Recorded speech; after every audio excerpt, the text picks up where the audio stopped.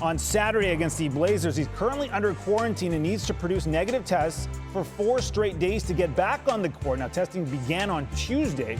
Harden violated the NBA's COVID protocols by attending an indoor party without wearing a mask. And in addition to Harden, 7 other Rockets were sidelined for Houston's opener yesterday against OKC that was postponed, leaving the team 1 short of the minimum 8 players who must be available to play. That included John Wall and DeMarcus Cousins, who were out due to contact tracing. 7 of the 8 players were unavailable because of these COVID-19 related issues. Earlier today on The Jump, Rachel Nichols spoke to NBA Commissioner Adam Silver about Harden's situation. You guys decided to fine him $50,000 for violating COVID protocols earlier this week. Above and beyond that, you guys could have decided to suspend him. Why fine instead of suspend? The precedent is that discipline gets ratcheted up, and it's Christmas. It was a first offense. Frankly, to your point, the $50,000 is the limit of my authority under the collective bargaining agreement. And what would have happened? I mean, in a way, he got lucky, because if the game had taken place last night as scheduled and he were unavailable because of his own actions, he would have missed a game and a paycheck. And so it would have, in practice, and ultimately have turned out to be a much larger sanction. Adrian Wojnarowski now joins us. Woj, let's start with Harden. How the league determined this course of action that could get Harden back on the court on Saturday. Break that down for us. Well, Adam Silver spelled it out there with Rachel Nichols. Number one, he treated it like a first offense. And I guess there was some empathy for the holiday. But when you talk to people around in the league, there was a sense, too, that, listen, the NBA does not want the Rockets to be in another position Saturday night in Portland where they're perhaps not having enough players to play against the Blazers or again on Monday. And this is an organization that has been reeling with the James Harden trade request, the positive tests. And, there's still an organization right now that's trying to get Boogie Cousins and John Wall back on the court. But as much as it was a break for James Harden, this was a break for the Rockets organization, that wants to get some footing with a new GM, a new head coach, and get James Harden back on the floor amid, what's been a very turbulent preseason, early season for them. You talk about the organization reeling. I mean, what do they have to do as a team right here in order to play on Saturday against Portland with or without Harden? Yeah, they need, right now in contact tracing and the testing that John Wall's undergoing, DeMarcus Cousins is undergoing. Ben McLemore tested positive, we are told. They're waiting for him to be able to come back and play again. But the Rockets want to be able to get on a plane to Portland and for that Portland-Denver trip and have Cousins and Wall ready to go. There's a protocol in place for that, just like Harden right now has to sit until Friday.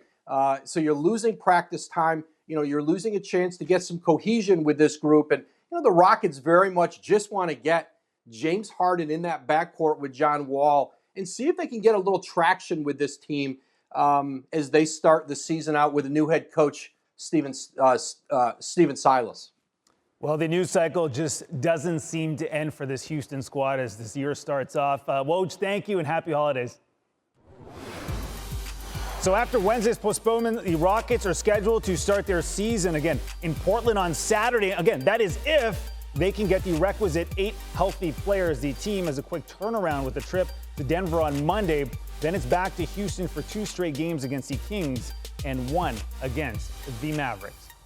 Brian Windhorst joining us now to break it all down. Listen, Jason Tatum, he got that bank shot, the go-ahead shot, the eventual winner. He got all the hype. But we can't overlook Giannis and that missed free throw with 0.4 seconds left. What did you see from Giannis last night? Yeah, well, they both threw up bricks, but Tatum's went in, and that's the difference in the game. And as bad as that was for ending of Giannis, he was actually pretty excited at the end of last night. And the reason why is because he played 36 minutes. Now, in the offseason, he went to the front office and not only talked about roster changes before signing his big extension, but he wanted to play more minutes during the regular season to get ready for the playoffs Last year, he averaged 30 minutes a game and won the MVP, but this looks like the new standard, 36 minutes a night, more Giannis, more stats. Milwaukee hopes better preparation for the playoffs. Yeah, big expectations for Giannis, big expectations for the Sixers this year, too. They beat Russell Westbrook and the Wizards in his debut. What did you take away from that contest? This was the kind of game that Joel Embiid has been wanting for a long time. They were behind going into the fourth quarter. They cleared out the floor with shooters, and they just fed him the ball over and over and over. At one point, they went to him on 5 consecutive possessions on the left block. He scored 15 points in the fourth quarter of his 29. That's the way Joel Embiid wants to play. He tried to get that through to the previous coaching staff. And when it mattered, they did run a play at the end of the game for Ben Simmons. But this is, the new regime in Philly has been focused on Joel Embiid from the start, and right out of the gate, they focus on him at the end of the game.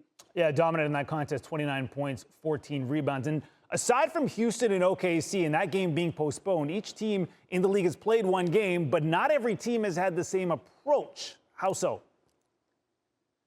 Yeah, when you watch these teams, just with the unusual nature of the start of this season, different teams are on different tracks. And the teams that have prioritized getting off to a fast start are very clear. The New Orleans Pelicans with a terrific win in Tampa last night. Stan Van Gundy went through rigorous practices leading up to the start of the season. He played Zion Williamson over 30 minutes a game in their preseason games, and it showed. They were sharp and ready to go and had a great fourth quarter, shooting the ball very well and winning this game, and that's a big factor. And also, the LA Clippers, completely different team from a year ago, going all out right from the start. We've seen Kawhi Leonard playing the first quarter and Paul George playing the fourth quarter like they should have been playing the playoffs last year. Not at all the way they started last season. Both those teams in action on Christmas Day, and I expect them to keep the pedal down. Thanks for watching ESPN on YouTube. For live streaming sports and premium content, subscribe to ESPN+.